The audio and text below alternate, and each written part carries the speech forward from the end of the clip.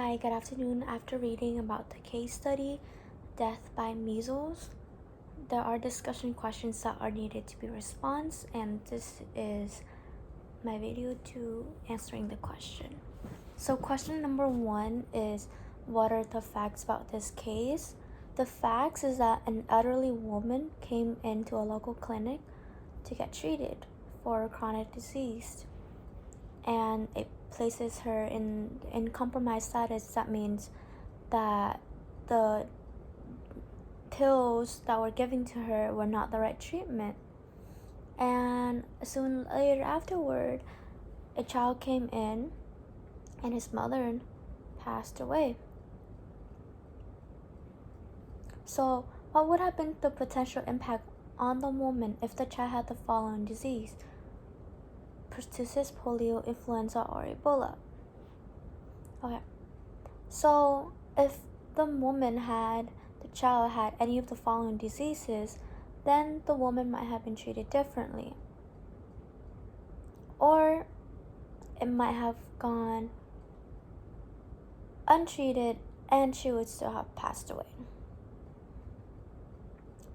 What are the management implications of this case? Should be there separate waiting rooms for people in a compromised status?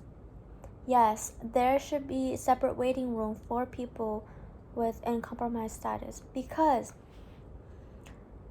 the woman who had measles could have been the exposure to the mom of the child who passed away, because according to the European Center for Disease Prevention and Control, it is said that it is transmitted from person to person because of respiratory. When people are sick, they cough and sneeze, and the droplets of their virus can be in the air for several hours, causes the surface to be contaminated as well. So whoever touched just the surface or passed through the air might have the infection.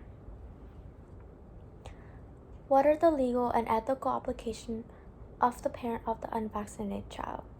So the legal and ethical obligations of the parent should be to get the kid or the child vaccinated as soon as they can, because when, for example, measles, babies after 12 months and older should have their first dose of MMR vaccination to order to be protected. Of course, babies under 6 months should not be vaccinated, but after that 12 months should be protected so that there are less outbreaks of its happening and less death be caused. What are the legal and ethical obligations to the clinic has to its patient, and how do they apply to this case? Should the woman family seek legal remedies? Okay, so the clinic obviously did not have much experience in this type of situation, but they should have handled the cases more differently, because in the hospital, of course, there are rooms that are more urgent and that needed more medical care than others, and they did not separate the case, nor did they sanitize the surfaces or the air well enough so that the kid did not get the disease. The family should seek legal remedies, as it is a cause of death that is really unwanted, because the child just lost his mom as well, a husband lost his wife, and it should not be like that. If the hospital would have been taking more thoroughly concerns of the services, the air, and further regards of the situation, such as in COVID, people are separated with people who have COVID versus people who do not have COVID. An RN who works at the clinic refuses to give an influenza vaccination. She does not have allergies, nor does she have religious objections. She just don't believe in them. Create a script for a conversation with this employee, using her to consider and detailing the consequences of her continual refusal. Hi, as an RN, you must have seen the outbreak and the causes of many different situations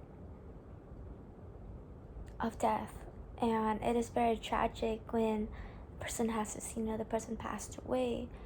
Of course, influenza, it is based to you and your own decision, but then again, when you work with patient, of course there are many opportunities of getting in contact with disease or respiratory problems that may cause you problem that may in return make your family suffer through your death and through the suffering that they do not have to bear if this vaccination is already available, and all you do is schedule an appointment for it.